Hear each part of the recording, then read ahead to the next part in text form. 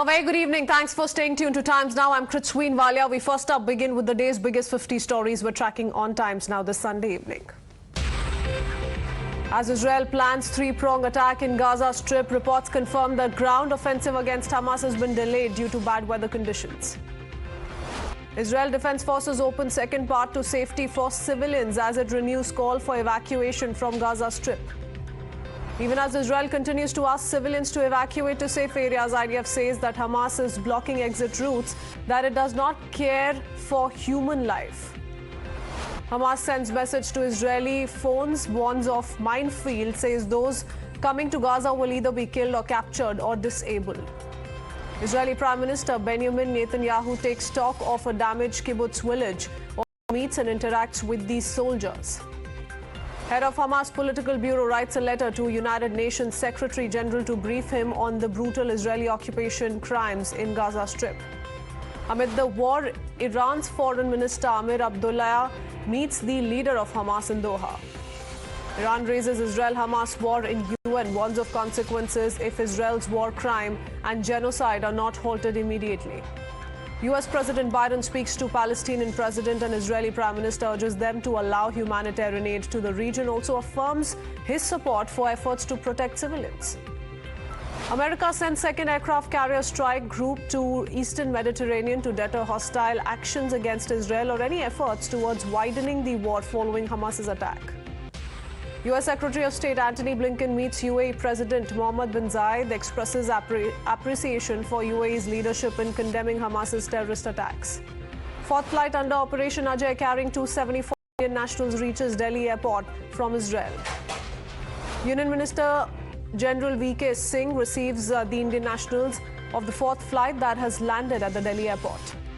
Israel's ambassador to India, Now Gilon, expresses joy over India's World Cup win against Pakistan, states that as India won, Pakistan could not attribute its victory to the terrorists of Hamas. Opposition's I.N.D.I.A bloc slams Prime Minister, claiming that just as Team India decimated Pakistan, I.N.D.I.A will also win in 2024. 12 dead, 17 injured after an accident between a truck and a tempo took place in Maharashtra, Shambhaji Nagar. Prime Minister is pained by the loss of lives in the accident, takes to social media, wishes speedy recovery to the injured, announces ex gratia of 2 lakh rupees from PM NRF to the next of the kin of each deceased. Maharashtra Chief Minister Eknath Shinde announces 5 lakh rupees ex gratia to the families of the victims in Shambhaji Nagar accident. Maharashtra Minister Atul Save takes stock of the situation after Shambhaji Nagar accident, informs that 17 injured people are admitted to a hospital and the condition of 3 is very serious. Congress releases a list of 144 candidates for the upcoming Madhya Pradesh Assembly elections. State Congress President and former Chief Minister Kamal Nath will be contesting from Chindwara. First list of 55 candidates for Telangana state polls released by Congress. Telangana Congress President Revanth Reddy to contest from Kodangal. Congress releases a list of 30 candidates for the upcoming elections in Chhattisgarh. Chief Minister Bhupesh Baghel to contest from Patan. Deputy Chief Minister T.S. Singhdev from Ambikapur. Chhattisgarh Congress President predicts historic win for Congress in the upcoming state polls, also hints that women will be prioritized in the next list. After Congress releases first list of candidates for Chhattisgarh polls, Minister Shivkumar Dharia says the party has chosen the candidates very well and we will form the next government. Chhattisgarh Congress prepares a high-tech election war room ahead of the assembly elections in the state.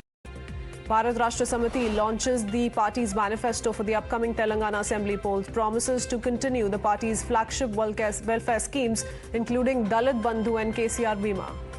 BJP's OBC Morcha stages protest against KCR government for arresting Dr. K. Lakshman. Issue of unemployment under KCR's regime was also raised.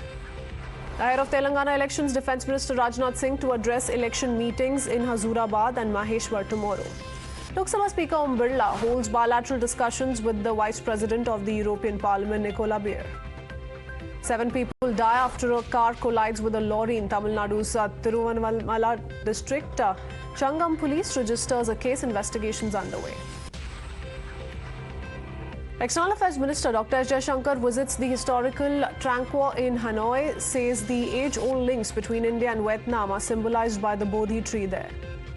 Punjab Chief Minister Bhagwant Mann distributes appointment letters to newly appointed candidates of various departments at Municipal Bhavan in Chandigarh. On the occasion of the birth anniversary of former President Dr. APJ Abdul Kalam, ISRO Chief S. Somnath flags off a marathon from Rameshwaram.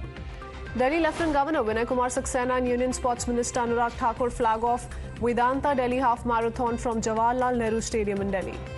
Delhi, Noida and Ghaziabad's air quality index dips to poor category. Low-lying areas witness water logging as rains lash parts of Kerala's Thiruvananthapuram. Chief of Air Staff, Air Chief Marshal V.R. Chaudhary visits and offers prayers at Badrinath Temple and Kedarnath Temple in Uttarakhand. Haryana Chief Minister Manohar Lal Khattar along with the Legislative Assembly Speaker Gyan Chand Gupta offer prayers at Mata Mansa Devi Temple on the first day of Navratri. Devotees throng Guwahati's Kamakhya Temple on the first day of Navratri. Many perform special puja. Kachangadi custom, the traditional custom of Chhattisgarh that marks the beginning of the Dussehra festival, was also performed in Jagdalpur. Pro-Palestinian rally in Australia's Sydney ahead of an unexpected Israel ground offensive into Gaza. Protesters laid out large Palestinian flags in central Sydney's Hyde Park to show support for Palestinians in Gaza. Hundreds of people from Chile's Palestinian community gathered in front of the presidential palace in Santiago, expressing their support for the cause, asking for the end of the war between the Hamas and Israel. A large number of Lebanese journalists gathered in front of a UN building in downtown Beirut to protest Israel's targeting of journalists in Gaza and Lebanon after Reuters' videographer was killed by Israeli strikes in southern Lebanon. Ukrainian police says at least 2 people have been killed in 2 separate shelling incidents in the Donetsk region, including an 11-year-old boy. Chinese envoy to United Nations called on all relevant parties to Ukrainian crisis to prevent further escalation and minimize the risk of weapons and ammunition falling into the hands of non-state actors. Voting in Poland's parliamentary elections as the populist Law and Justice government tries to win a 3rd term in office. Ecuadorians vote for a new president amidst the bloody drug war and a rash of political assassinations that cut short the bid of a popular candidate.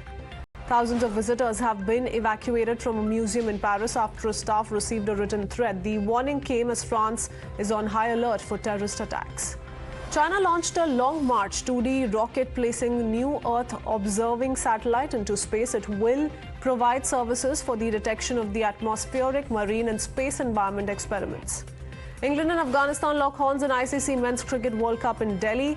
England wins the toss, selects to bowl first.